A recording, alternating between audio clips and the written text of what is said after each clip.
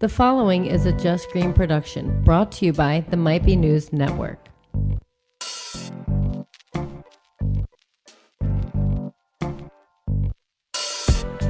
Yes, it's the second episode of Let's Talk About It on Might Be News Network.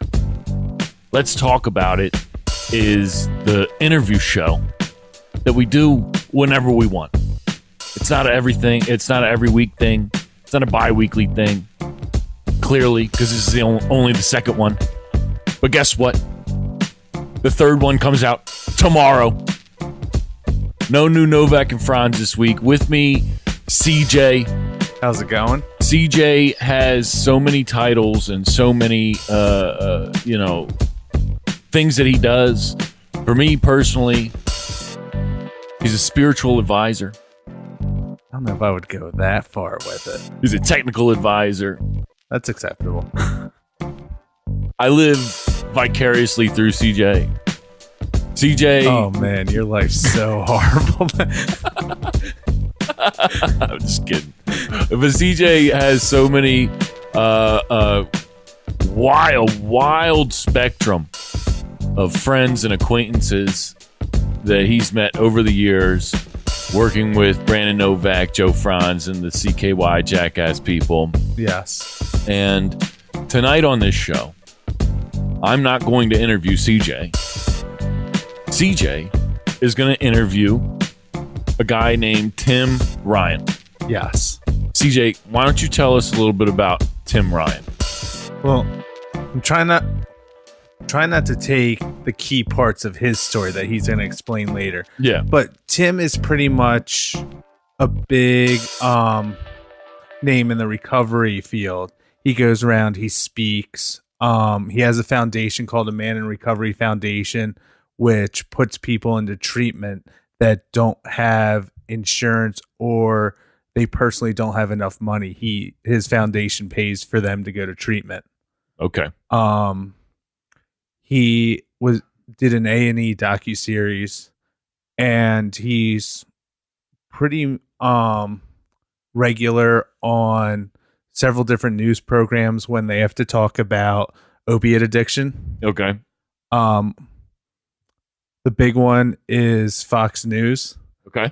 I've made the joke several times because of Tim Ryan. I have been to Fox News more in the last 2 years than Bill O'Reilly. Wow. And he also has a book, From Dope to Hope, which is his life story, which I don't want to get too much into without him being on the line. Yeah. Since we are waiting for him. His speech, he is speaking in Michigan currently. Okay. And it got pushed. They're running a little behind, so we're here doing the intro for him until he can call in. Gotcha.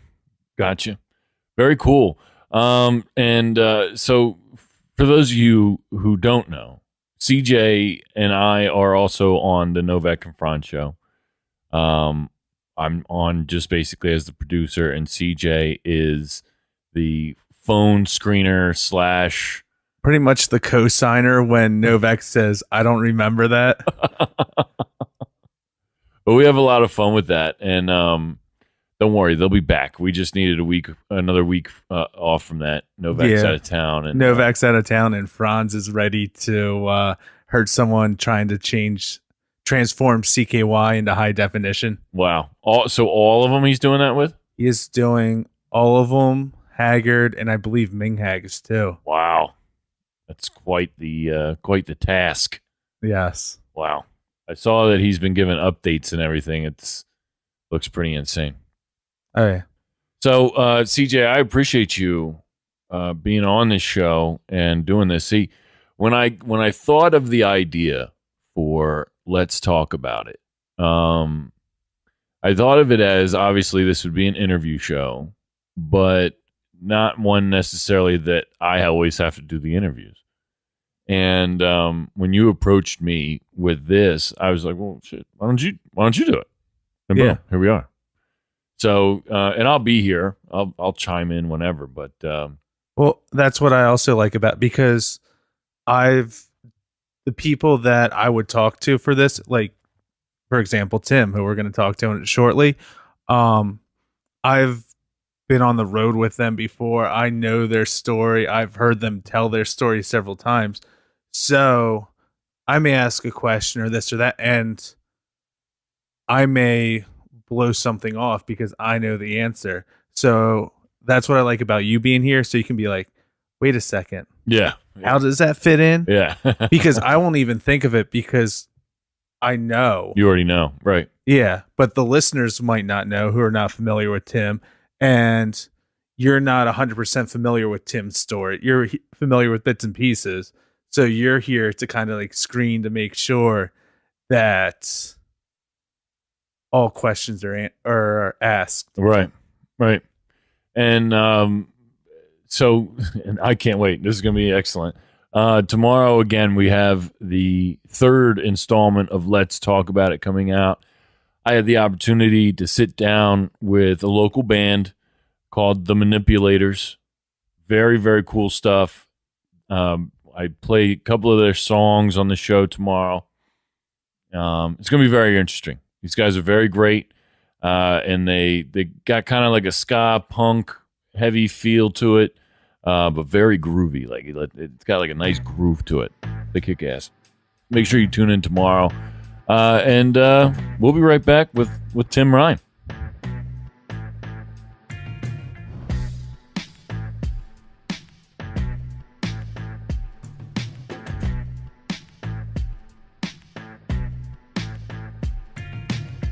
Welcome back to Let's Talk About It. With us on the line, we have Tim Ryan. Thank you so much for being on with us tonight, Tim. Absolutely honored to be on. It's great to speak with you. I know that CJ and I were talking about it right before the show, so let's get started.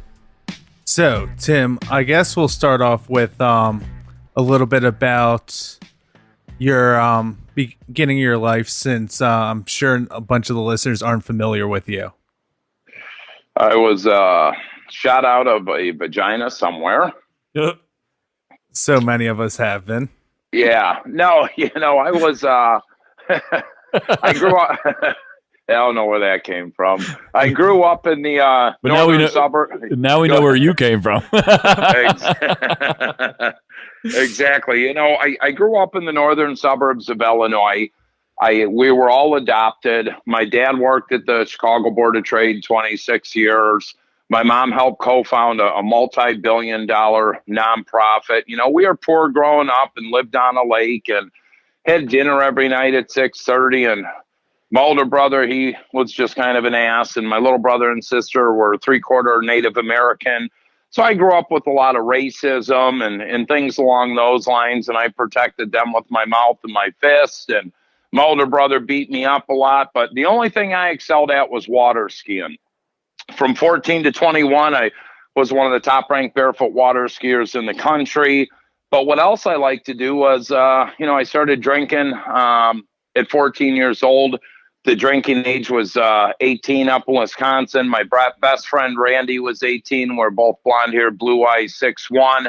So I'd take his ID. We'd shoot up. I'd walk into the bar. Somebody else would come out. But back in the early 80s, people weren't getting DUIs and getting killed, but I liked what alcohol did to me. At 15 years old, I was at a party and tried a line of cocaine, and I fell in love with cocaine, and I wasn't a good student. I think my grade point average through high school was a 1.4. I took the ACT 5 times. The perfect score is the 36. I received an 11 each time. And drugs and alcohol very quickly took over my life. But I got on the work program my junior and senior year. So I'd get out of school at 10:30. I'd go to the pizza shop. I ran a pizza shop, flip on the ovens, go home, water ski in the afternoon, get back to the pizza shop, flip pizzas. But every Thursday, Friday, Saturday night, it was party, party, party. And, but very quickly, the party never ended. I graduated high school and my dad had a case of beer, and I lived on a lake, so, I had 2 rules. You come to the house, you either bring gas for the boat or you bring beer for the boat. And, things weren't getting out of control until I then went down to college. And I got down to college in Louisiana because they had something called open admissions. I went to college in Monroe, Louisiana, called Northeast Louisiana University. But I went down there for a few different reasons. They had the best intercollegiate water ski team in the country. I wanted to get on the water ski team. I could hunt and fish. It was 3-1 girl to guys, but it was the last state to have the drinking age 18. So my mom and I hopped on a plane, flew down there, and I couldn't wait for her to get on the plane and get back so I could get to the liquor store. And, it's a 12-pack of beer and a bottle of Jim Beam. And that's how college started. And couple of the guys I met there in 1985, ecstasy was legal in the state of Texas. They sold it in, they sold it in bars.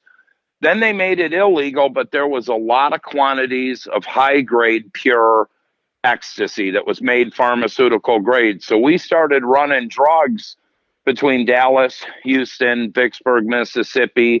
We'd go pick up 5,000 hits for $1 a piece, $5,000. We'd come back, sell it $10, $15. Thank you, Scott.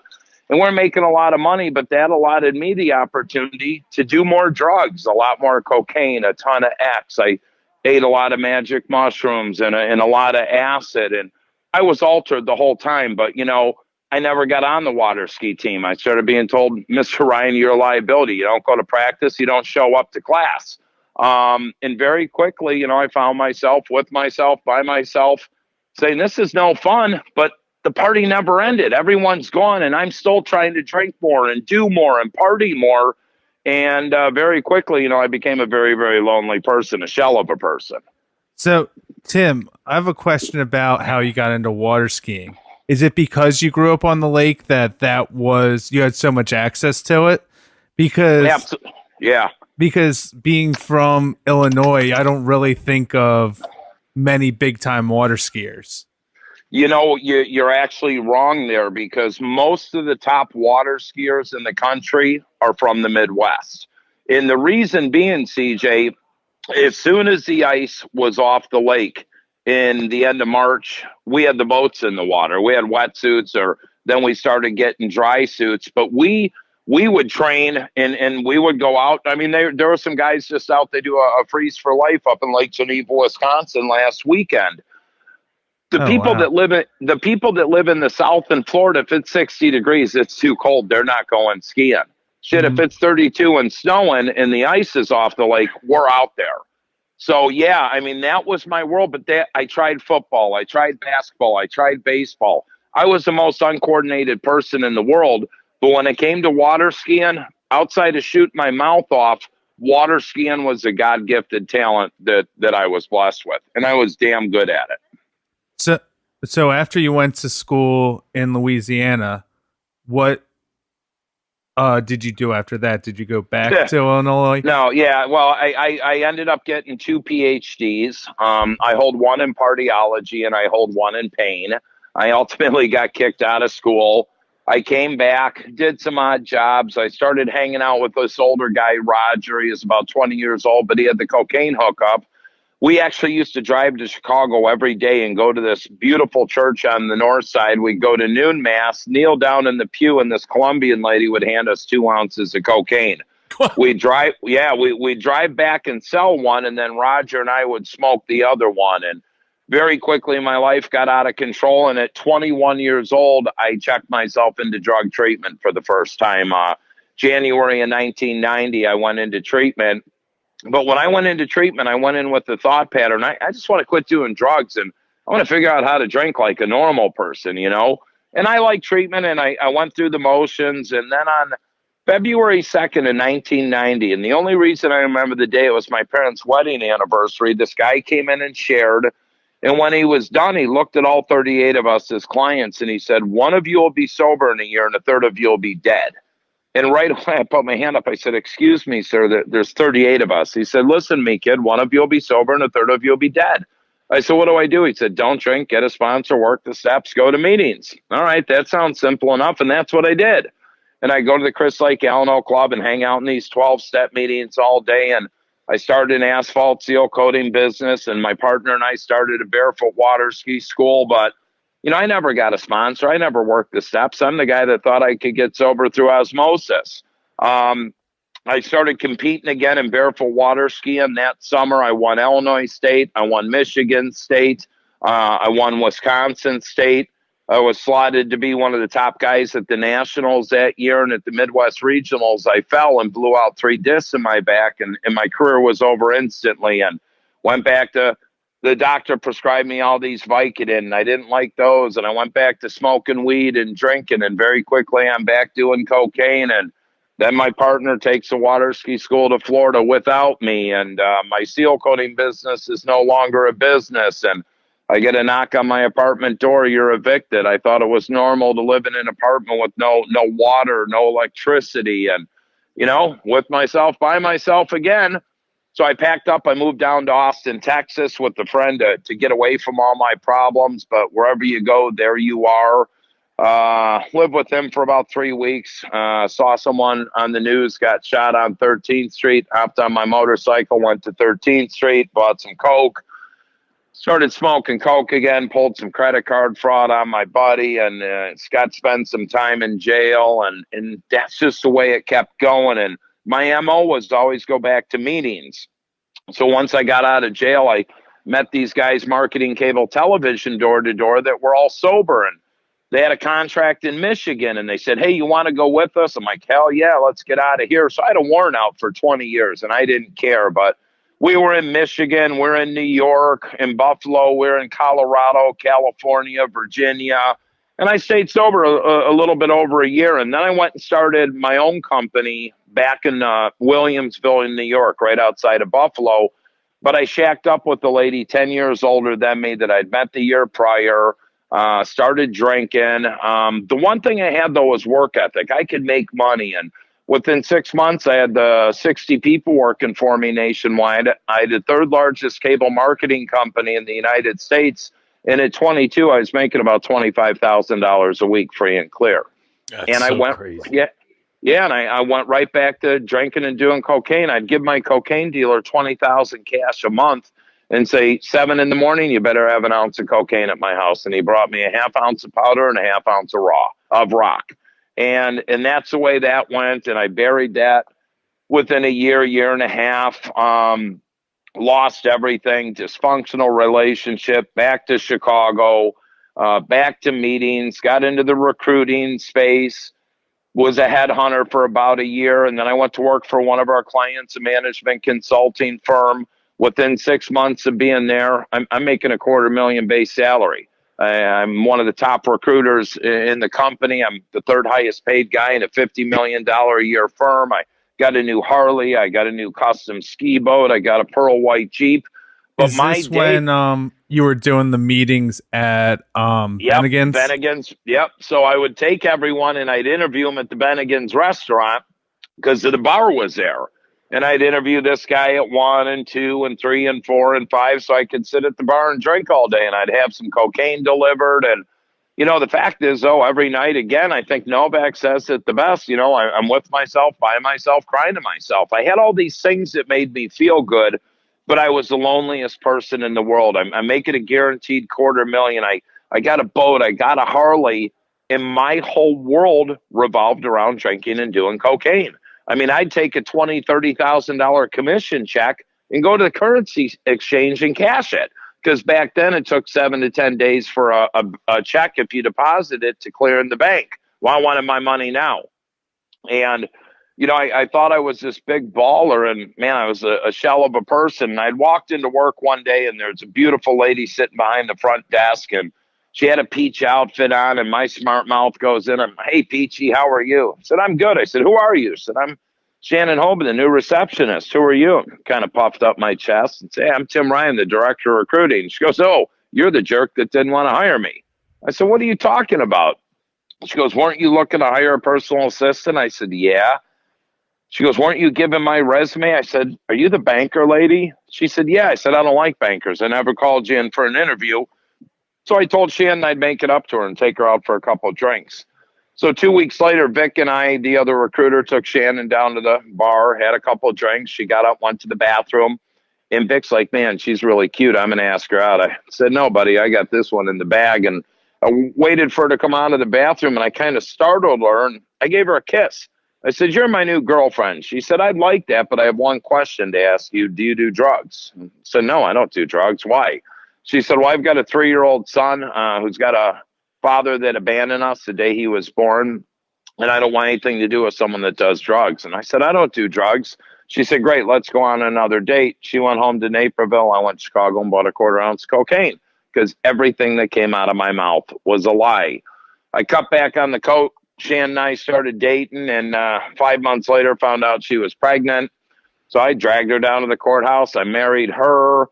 I adopted Nicholas. My son Max came along. 9 months later, she is pregnant with Tanner. Tanner came along. 9 months later, she is pregnant with Abby. You know, one thing I'm good at is making babies. Wow. Yeah, but, you know, I was incapable of taking care of them. And all joking aside, we're living in a townhouse. Nick is now 5. Max is 14 months old. And Tanner is, Shannon's pregnant with Tanner.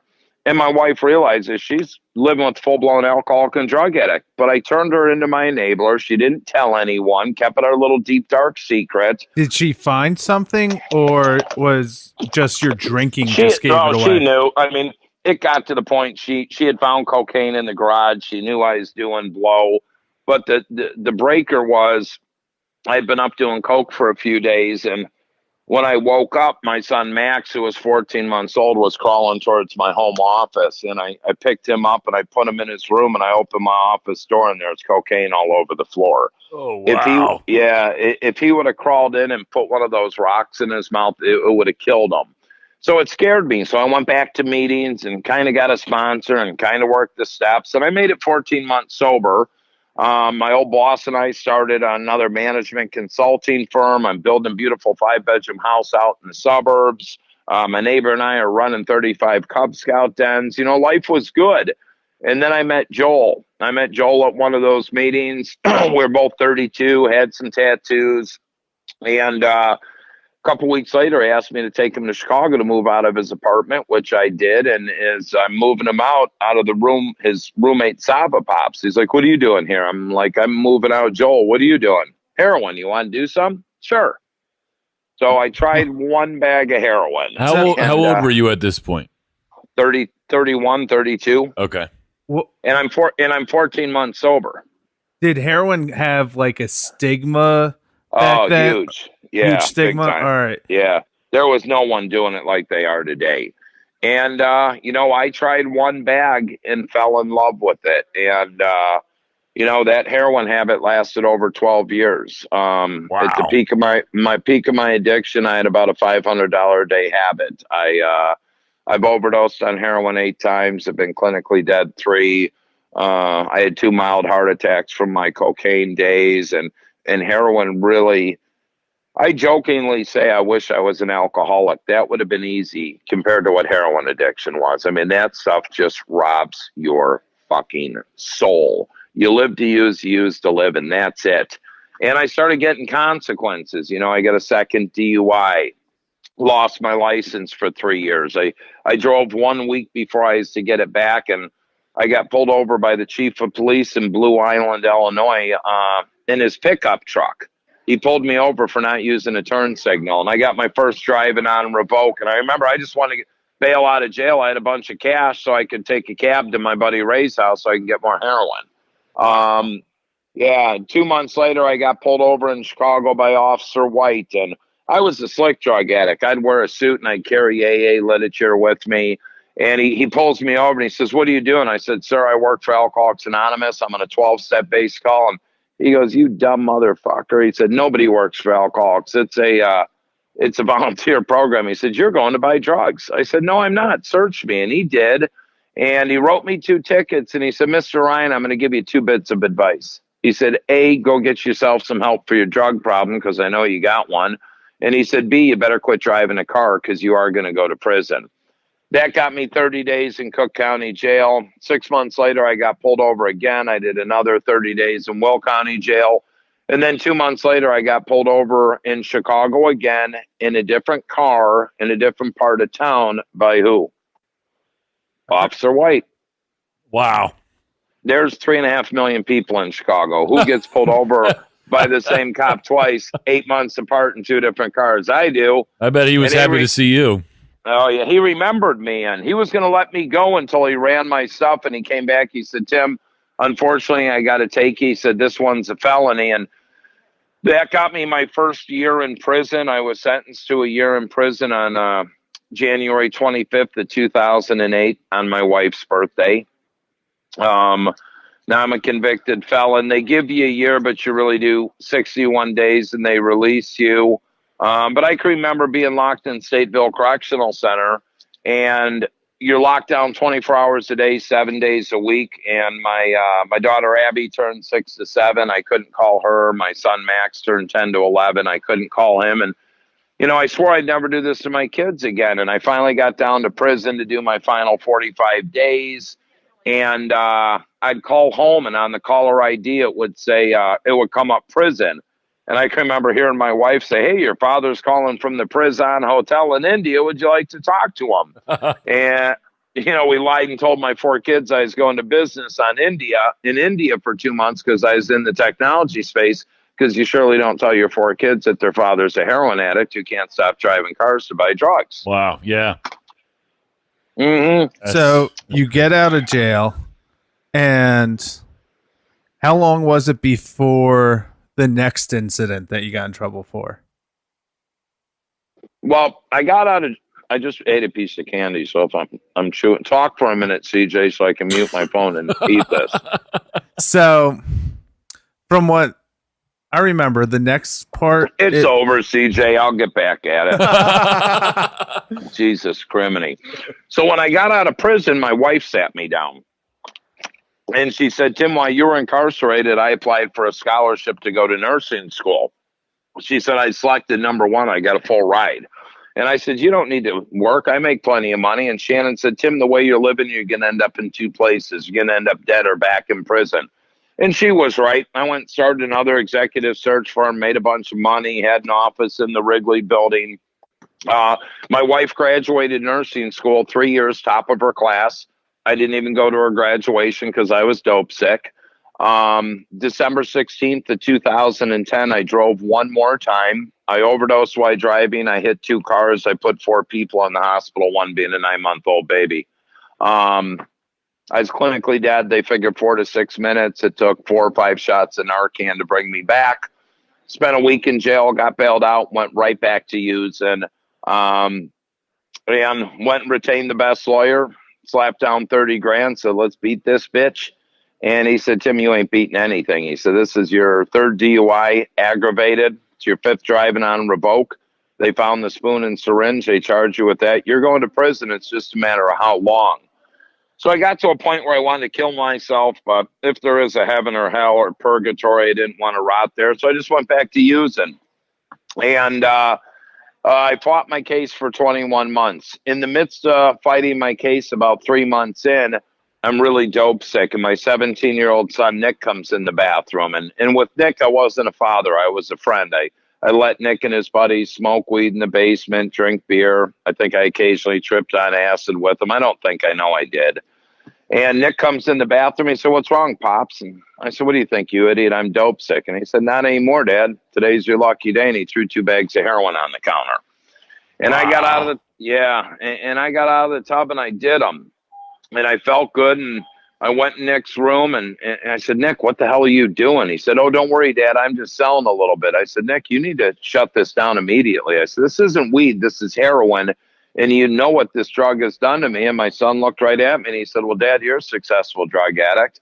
And I said, "Why would you say that?" "Well, we got a nice house. You got an office in the Wrigley building. You make a good living."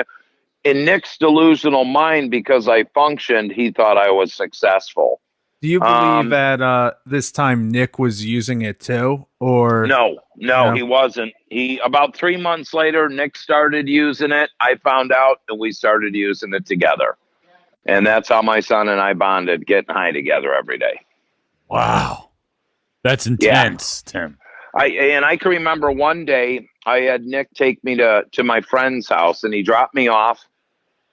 And I was at Rich and Missy's and I go upstairs and now this is why I'm fighting my case for overdose and hitting these cars. And I remember shooting up and it wasn't enough. So I got another rig and I shot some more up. And next thing I remember, I'm waking up in the hospital. My face is all beat up.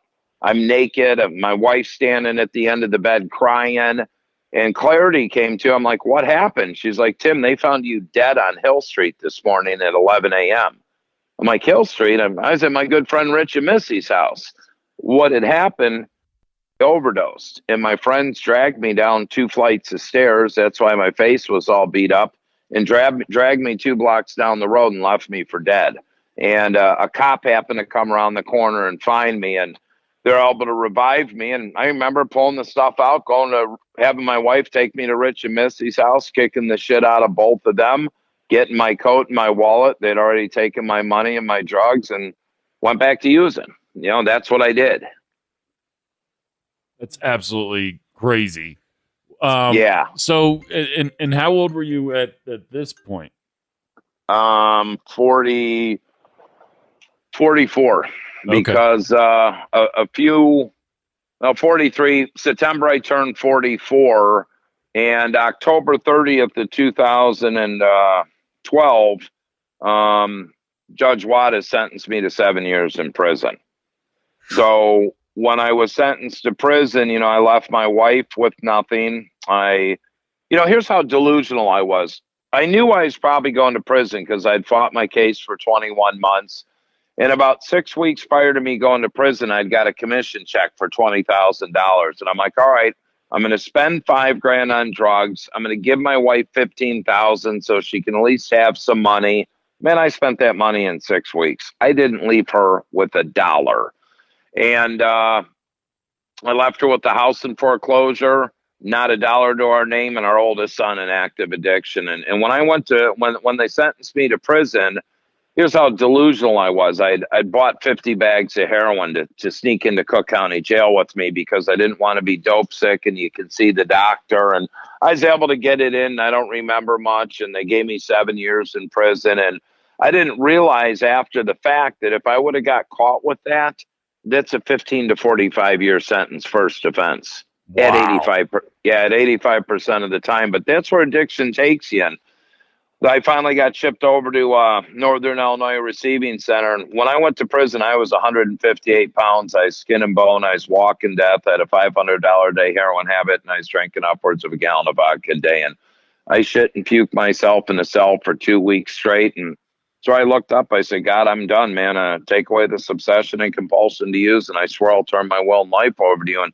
please let me get into Sheridan Prison. And the next day I was transferred to Sheridan Prison. And in Illinois, there's 28 prisons. At the time, there was only 2 with therapeutic drug treatment programs. And by the grace of God, I got into one of them. And you do 30 days in one building, 30 in another. And I got to my final little cell, and I walk in, and I got into one of the little buildings. And this is word for word. And it was like a therapeutic community. So you do group 3 hours a day, 5 days a week, and they do AA and NA and all this crap. And I walk into my final cell, and there's this big black guy sitting on a bunk reading an AA big book. And I walk in, and I said, hey, man, how you doing? He looks up at me, and he says, hey, Whitey, you into recovery? I said, yeah, why? He said, because if not, brother, you ain't coming in this fucking cell, because that's all we do in here. I said, I'm into recovery. He said, hey, I'm Big Perk. Nice to meet you. I said, hey, Big Perk, I'm Tim. And then he looks at me again. He goes, Tim, I think I'm going to call you Powder. I said, you can call me whatever the hell you want to. And it turns out Big Perk was a gang chief with the conservative vice lords on the west side of Chicago for 25 years. He was a ruthless man. He had done over 10 different stints in prison. And that man helped save my life. He's one of my best friends to this day. Because when we're in that cell, we studied the big book, the NA basic text, went through the steps, read hundreds of books. In the day room at night, we'd have a meeting. We'd walk the yard. We'd talk recovery. I wasn't in prison to do push-ups for noodles and get swole and play dominoes. I was there to change. And my son had OD'd again while I was in prison. My wife lost the house in foreclosure. They had to pack up and put everything in storage, move 20 miles away to grandma's house. And now my 4 kids had to change all their schools because of me. On Father's Day, my wife brought 2 of my kids to visit me every 2 weeks. And at first she said she did it because she felt bad for me. Halfway through, she said it was a big burden having to do it. But towards my release, she was excited for me to get out. But on Father's Day of 2013, I had called and said, are you bringing the kids today? And she said, yeah, we'll be up there. But she said, Tim, I need to let you know I sent you a package. And I'm like, what'd you send me? Some magazines? She said, no, Tim, I sent you divorce papers. She said, I can't do it anymore. So after 18 years with my wife, 16 years of marriage, she divorced me while I was in prison. And boy, that was a tough day, and believe me, grown men do cry in prison. And I cried myself to sleep every night. But it was that pain and you when you're in prison, you have no control of what happens in the outside world. And all I could do is learn to pray and meditate and never want to be I don't want to eat out of a box under my bed again. I don't want to take a shit where I have to hold up a sheet so my cellie can, not be bothered. And it's just, people shouldn't live that way. But I put myself there and I needed to be sat down. I needed to go to prison. I needed to do 13 and a half months and lose everything. And when I got out December 16th of 2013. I mean, literally 5 years ago today, I was still an inmate in prison. Wow. 5 years ago. Yeah, I was still an inmate in prison. And, it's surreal because right now I'm in Michigan with two former pro football players, with Ryan Hampton, who's a big advocate, and Mario and Matt Butler, a musician, and Mark Ludholm, a comedian. And we're doing 25 speaking events in prisons, jails, and treatment centers and high schools in the next 4 days. And man, I just pinched myself, but it took a lot to get there. So when I got out of prison, my former wife, Shannon, picked me up. We went and scooped up my dog, Cabo. Her and my mom had found a little townhouse in downtown Naperville, the town I still reside in now. All our furniture was moved in. Shannon and the kids had rented another U-Haul and put a majority of our furniture in there. They're still living at her mom's house. And all my kids came over that night and had dinner. Nick, Max, Tanner, Abby.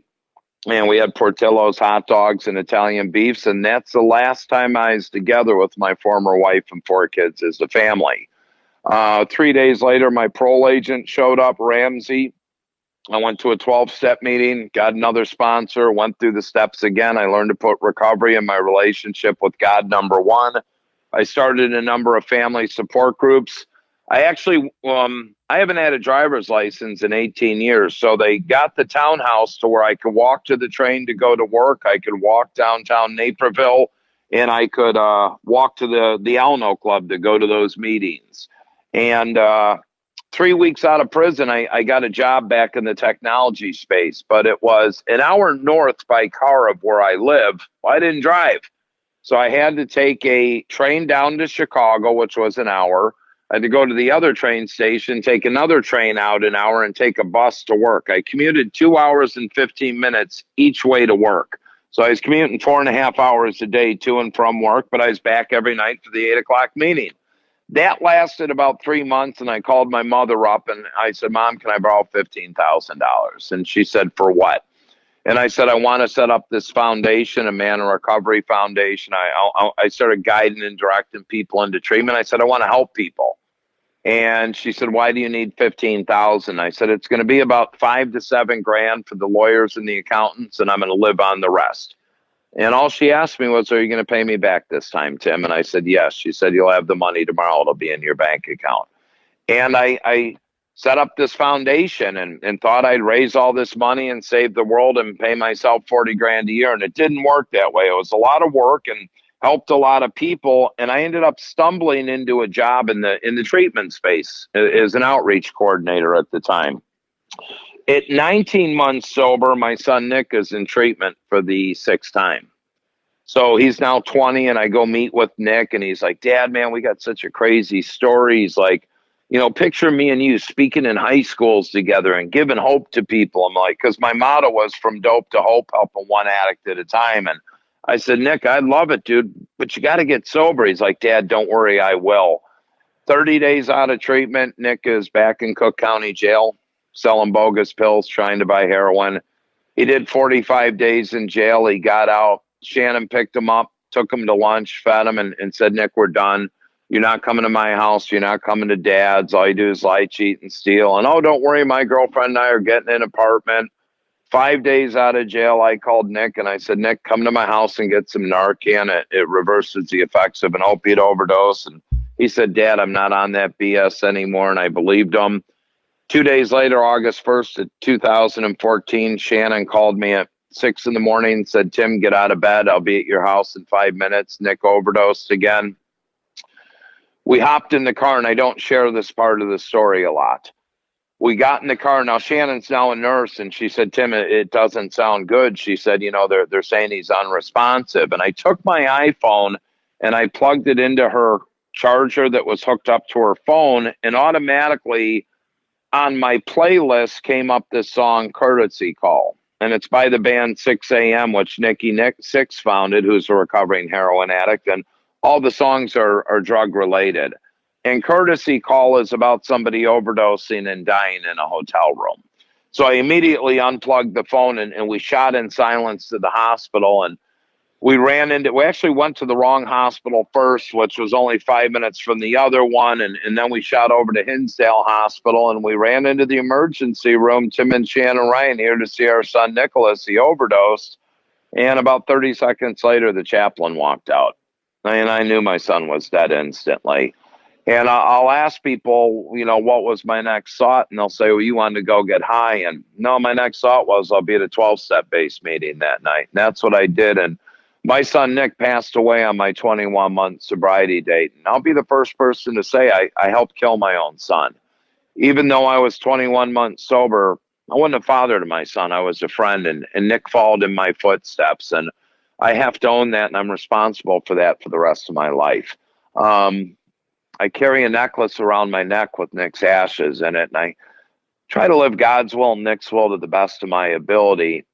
And I'll never forget going in, having to identify my son and go get Shannon, and she had a glimmer of hope in her eye that it was the wrong kid, and it wasn't. And I'll never forget that scream, seeing her drop to the floor. That's buried and embedded in my mind and my soul. And when we were standing there praying and talking to our son, she said, Tim, I hate God. She said, fuck God, he didn't answer my prayers. And I said, Shannon, what I'm going to say is going to sting, but you need to listen to me. I said, maybe God did answer our prayers. It's just not the answer we're looking for. And we left the hospital, and the next day they're running a big article on me for this Narcan training event I was going to be doing. And the newspaper reporter called me and she said, Tim, I'm so sorry. We heard about Nick. I'm going to cancel the story. I said, the hell you are? She goes, what are you talking about? I said, Denise, if my son's friends he was with and his girlfriend had Narcan, chances are my son would be alive. I said, I'm going to lay my son to rest on Wednesday night, and Thursday night I'm going ahead with the Narcan training event.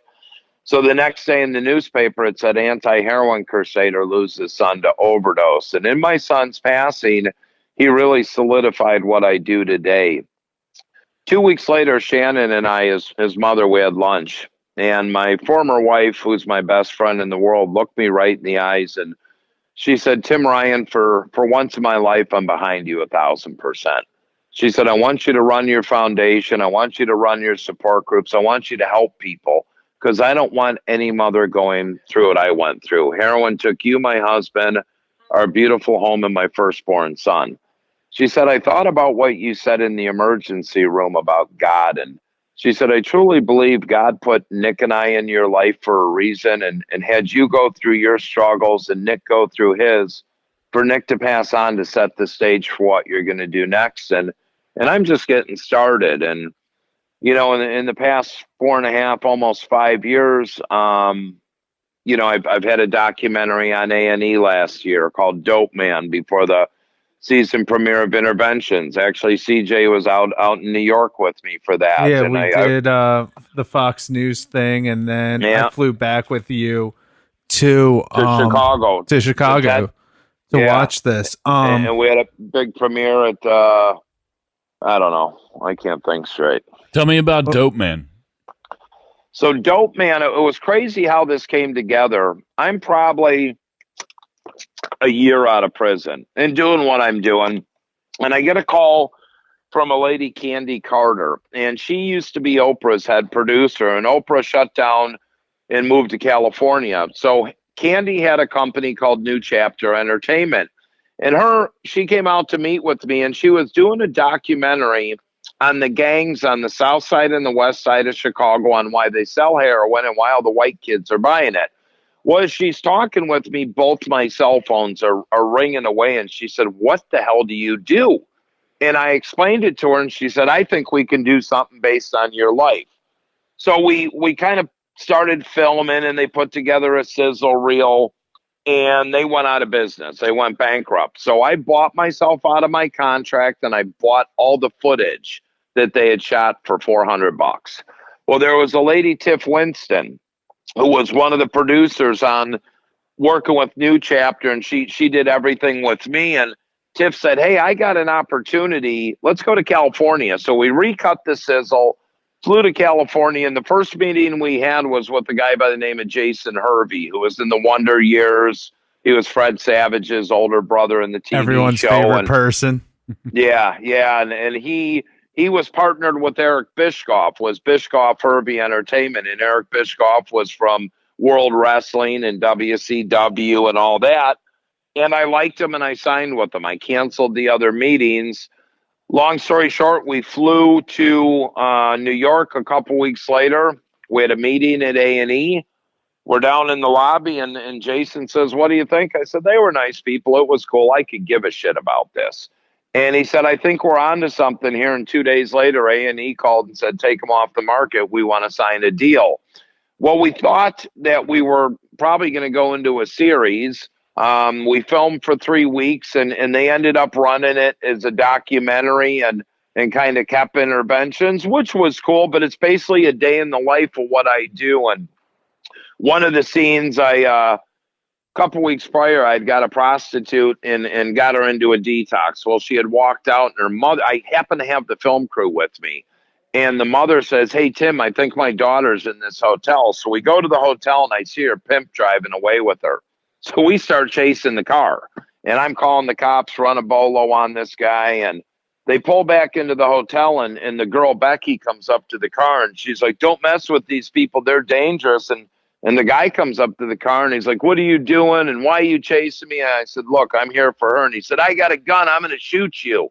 I said, "Man, you ain't going to." Yeah, I said, "You ain't going to shoot me, man." My driver's all freaking out. And I ended up leaving with her and got her into detox. And she's actually in a program now because she had sex trafficked. And another kid, I got convinced him to turn himself in at midnight to a police station on a felony warrant. And another girl, Hannah, was a young heroin addict who had thrown away a full-ride college scholarship, had a little daughter, and we got her into treatment. But it's all unscripted. It's on the fly, and this is what I do 24/7. I mean, you can ask CJ's. I've been with CJ 100 times, and he'll tell you what my life is like, and my phone's ringing, and what I do. I think the Dope Man docu gave a very different look how people think recovery is and people going to treatment is, because you think it's like a intervention kind of thing where people are crying this and that, and I believe you call it the chair of integrity. The integrity chair, yeah. Yeah, where no one would expect to see that, where Tim just puts someone in the center of the circle, and everyone there just breaks them down to rebuild them. Yeah, and the crazy thing is, CJ, in that Dino, who I was lighting up, and he kept using the excuse that his mom died, and that's why I just talked to him the other day, and he just got out of a coma for the past 6 weeks. And he's living in a nursing home now, trying to get his body healthy again. I mean, it should just, this addiction, you got 3 choices. You get sober, you're going to go to prison, or you're going to die. That's it. The relapse is part of the journey. There is no relapse anymore with heroin. You do heroin, you're going to die. But yeah, it's more, I mean, I'm more real talk, and I'm kind of in your face. I am in your face because I'm sick of burying people. Since my son died, I've been to 140 funerals. We've assisted over 4,000 people into treatment. And, I'm sick of getting phone calls. I got a message 3 weeks ago. Hey, Tim, I just want to thank you. You got my son into Haymarket in Chicago. He was 8 months sober. He just got out of the sober home, and he used, and it was fentanyl, and it killed him. And I just want to thank you for everything you did to give me the past 8 months with my son. Can we have the memorial funds donated to your foundation? What? I never thought that's how I'd be raising money, is through death. Yeah. And I mean, I've been with you so much. I've seen that's how a good majority of a Man in Recovery Foundation's money comes in. Yeah. Is through that, which is the it's crazy. It's kind of like the worst thing, because someone had to die, but at least the money's going to help multiple other people to at least have that chance to get on the road to recovery. Yeah. And it's happening more and more, CJ, that families are helping, but and it's tough raising a nonprofit. I mean, we have no employees. I've never taken a salary. I mean, we pay for our 4 cell phones, my truck insurance, our iPass, and a little bit here and there. But, a majority of the money we bring in is all given away, but it comes through memorial funds. It used to come through all my speaking events. It was like 5 months ago. I get a call on a Sunday, and I know it's a kid. And he says, "Hey, is this Mr. Tim Ryan with the Man in Recovery?" I said, "Yeah."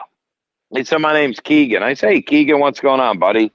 And he said, "I want to do a 5K walk run, and I've been researching, and I found your foundation, and I want to raise all the money for Man in Recovery Foundation." I said, "Well, that's great, Keegan. Why do you want to do that?" He said, "My dad died from a fentanyl overdose. This is an 11-year-old boy." Wow. From that phone call to 3 months later, we did the event. That kid raised $14,000 for my foundation. That's incredible. Yeah, I got him. I took him on WGN radio in Chicago, and the Tribune and Sun Times did articles. And he's a good kid. He's like my little buddy now. But that's what it took. This 14-year-old kid did more than most people I've ever met have. I mean, this 11-year-old kid has done more than most people I know. Where can people donate? How did they find you online and stuff? They can go to www.amirf.org. And you can just go to the PayPal link there. My other website is timryanspeaks.com. And I work for a Transformations Treatment Center out of Delray Beach, Florida. My foundation phone number, if people need help, is 844-611-4673. So if you need help, pick up the phone, reach out. You can find me on social media, From Dope to Hope on Instagram, A Man in Recovery on Twitter, or go to Facebook and look up Tim Ryan From Dope to Hope, and you'll find me. Absolutely incredible. So you've told us the tragic side of your addiction. I've been around you so much now. I've gotten to know you in the recovery side, where recovery has given you some amazing adventures that Hell yeah. I'm lucky enough that you have brought me on to be a part of. Well, the best thing recovery has given me was another gift. My Mackenzie, my 3-year-old daughter. So I have a 3-year-old daughter today. I got married again. All my kids my 20-year-old son, Max, works with me full time. We travel the country. I've published a book. I had the docuseries.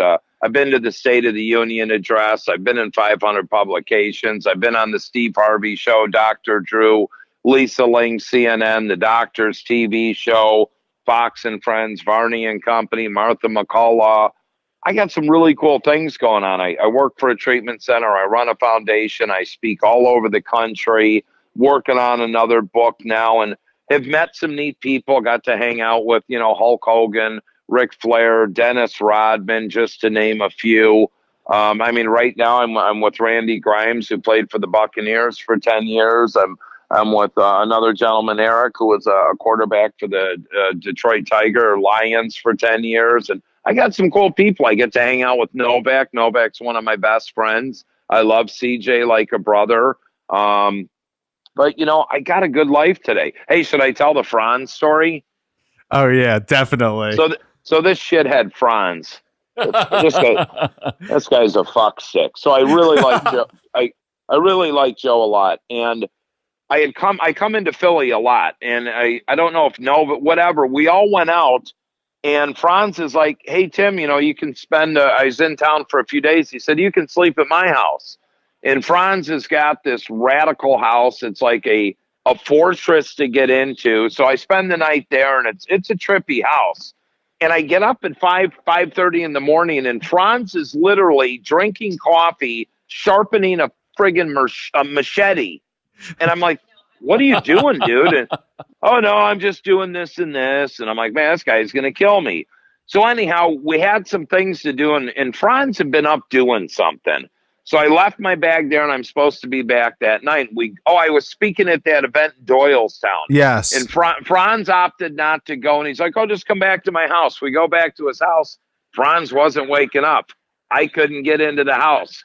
All my luggage was in Franz's house, so I had to go sleep on the damn Greek sofa and hop a plane out the next day. And Franz calls, "Oh, I'm so sorry. What'd you do?" I couldn't do anything, Joe. Everything's locked in your house. So I had to wait to come back to Philly a couple months later. And then I was able to get my stuff back from Mr. Joe Franz. Yeah. That's awesome. I remember when we were in New York for Fox and Friends. And we did Fox and Friends. It was like, we had to get up at 4 a.m. And we do that. Then we go to A&E offices, who there's nobody there since they're due East Coast, West Coast. So they all come in late. So we're sitting there, and I'm taking pictures of something. Tim has no idea what I'm taking pictures of.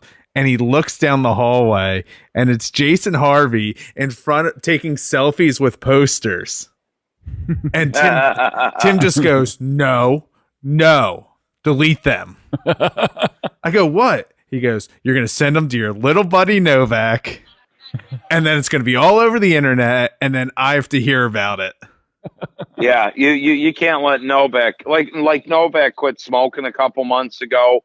In every post I have on Facebook, "Oh, you old man, you're going to die of cancer." He's like the worst. He pissed me off the other day. I told him I'm going to come kill both of his cats. And I love cats, but he actually apologized to me for whatever he did, which is a miracle. But I think he's taking the Tim Ryan approach to getting you to stop smoking. The in your face, very aggressive. I'm going to go hang out with his mom, Pat, and smoke away. Pat's a religious smoker there. I love Pat. She's the best. Oh, yeah. Novak, he's just kind of an asshole.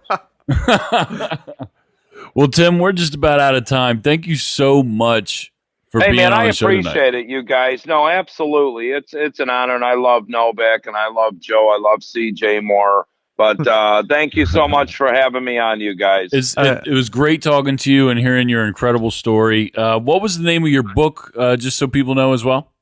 My book is called From Dope to Hope. You can pick it up on Amazon by Tim Ryan. From Dope to Hope on Amazon. Excellent. Thank you so much, Tim. Oh, and if you want to watch the documentary, it's called Dope Man. That's on Amazon Prime.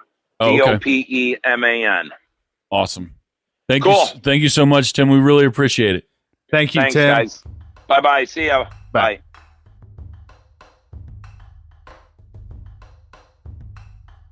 All right, that was an incredible interview. Shout out to Tim Ryan. Absolutely incredible story. See, Tim is one of those two-part people because, one, we had to let him tell his story so that the listeners know who he is. And now the questions that have to be asked could fill up a whole nother. I was just sitting here with my jaw dropped the majority of the time.